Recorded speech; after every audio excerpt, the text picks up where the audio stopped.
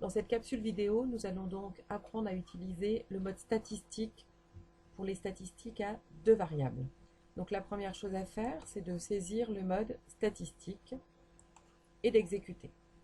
Alors vous tombez régulièrement sur des listes où vous avez déjà des nombres. Donc la première chose à faire, c'est d'effacer les anciennes listes. Pour effacer les anciennes listes, il faut trouver la fonction del A qui veut dire del all. Quand vous voyez que vous ne l'avez pas ici, vous changez d'écran. Donc vous appuyez sur la touche F6.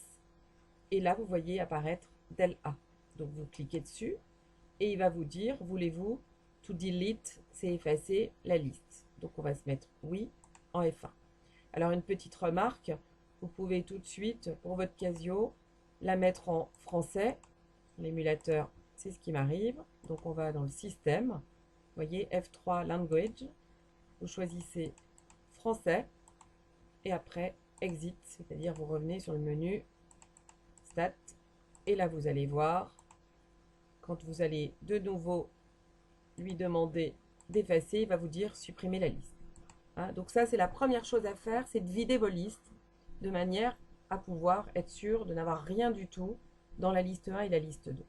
Alors en liste 1, donc dans cette vidéo, pardon, nous allons travailler donc sur, sur, un, sur un exemple qui concerne donc le SMIG entre les années 99 à 2006. On a fait un réajustement parce qu'il y a eu le passage à l'euro en 2002 entre les francs et les euros. Mais donc là, on va travailler sur la saisie des données du SMIG horaire brut. Voilà. Et on va essayer de représenter donc le nuage de points, de trouver les coordonnées du point moyen, de trouver l'équation de la droite de régression ou droite d'ajustement affine, de tracer cette droite de régression et surtout de déterminer, à l'aide de l'ajustement qu'on aura trouvé, une estimation du SMIC horaire pour l'année 2015. Donc là, je vais saisir le rang des années. Donc la première année, c'est le rang 1, entrée, puis le rang 2, puis 3. Donc dans la liste 1, vous saisissez toujours les données qui correspondent à la variable x. Donc en l'occurrence ici, de 1 à 8. Ensuite, vous mettez en liste 2 et vous venez mettre les données. Donc ce sont les données de votre fiche outil là, que je saisis. Et évidemment, après, pour chaque activité, vous mettrez donc les valeurs de la variable y en liste 2. Donc là, je saisis les données du SMIG pour les différentes années. Voilà, donc ça prend un petit peu de temps. On essaye de faire très attention à ne pas se tromper dans la saisie. Voilà. Puisque vous aviez 8 années de référence, on voit bien qu'on va saisir sur la ligne 8 des deux côtés. Alors ça, ce sera très très important qu'il y ait bien le même nombre si je puis m'exprimer ainsi, sur la liste 1 et la liste 2, sinon ça va vous faire des erreurs de dimension de syntaxe. Alors là, on va vouloir donc tracer le nuage de points. Donc il nous faut le mode graphique. Or ici, vous voyez, comme on avait changé d'écran, on n'a pas le mot graphe qui apparaît. Donc on rechange d'écran. Et ici, on voit apparaître GRPH, c'est-à-dire graphe. Donc on va rentrer dans le mode graphe. Et on va aller dans la touche F6, SET, qui est l'abréviation de Settings, paramètres, pour bien vérifier qu'il va travailler avec la liste 1 et la liste 2. D'accord? Scatter, ça veut dire qu'il va mettre des points. Pour le graphe 1, c'est parfait. Vous ressortez. Et en appuyant sur F1, vous allez donc obtenir le nuage de points. Donc vous voyez, c'est assez aisé et vous avez tout de suite un aperçu du nuage de points. Si vous voulez vérifier que vous ne vous êtes pas trompé, vous appuyez sur Shift F1 et vous voyez apparaître la trace. Et vous voyez, vous avez le premier point, 1, 6, 21, puis 2, 6, 41, puis 3, 6, 67, etc.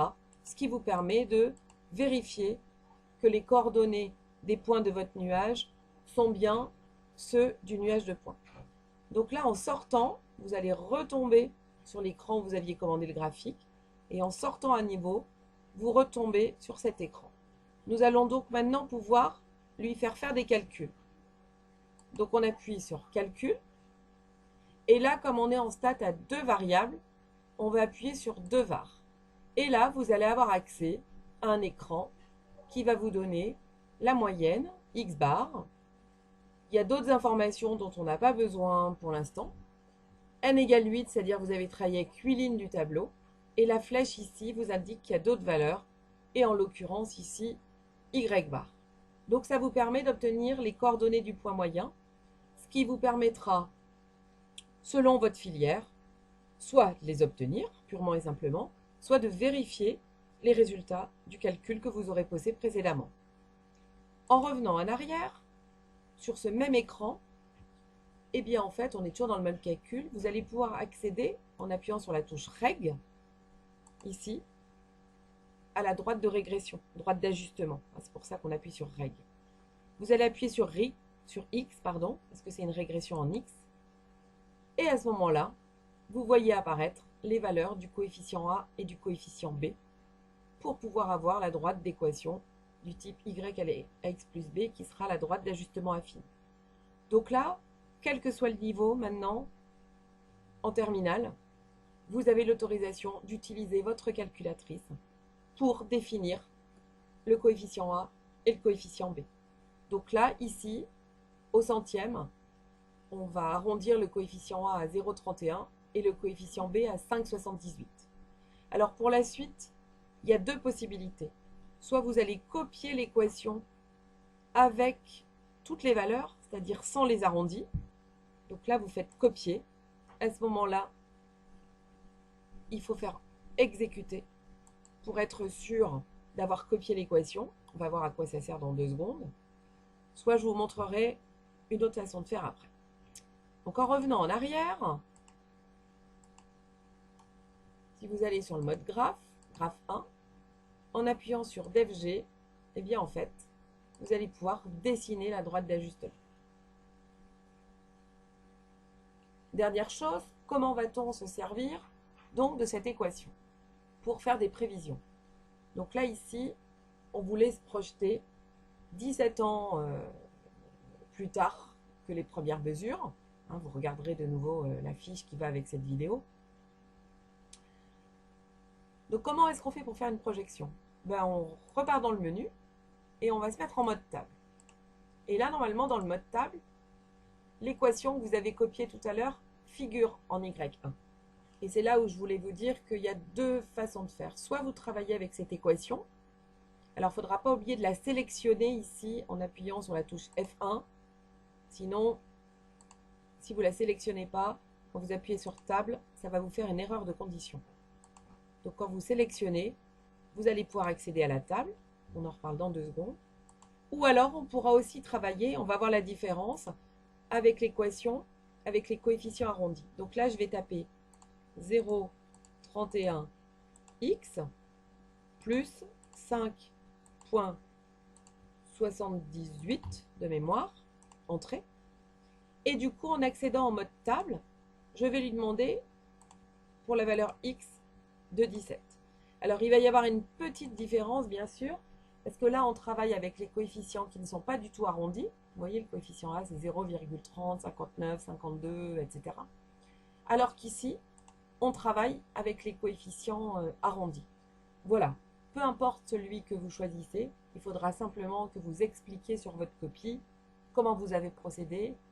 J'ai plutôt un faible pour le fait de saisir l'équation que vous avez, avec les coefficients que vous aurez arrondis. Voilà, j'espère que cette capsule vidéo vous aura permis de mieux apprendre l'utilisation de la calculatrice en mode stat à 2 variables.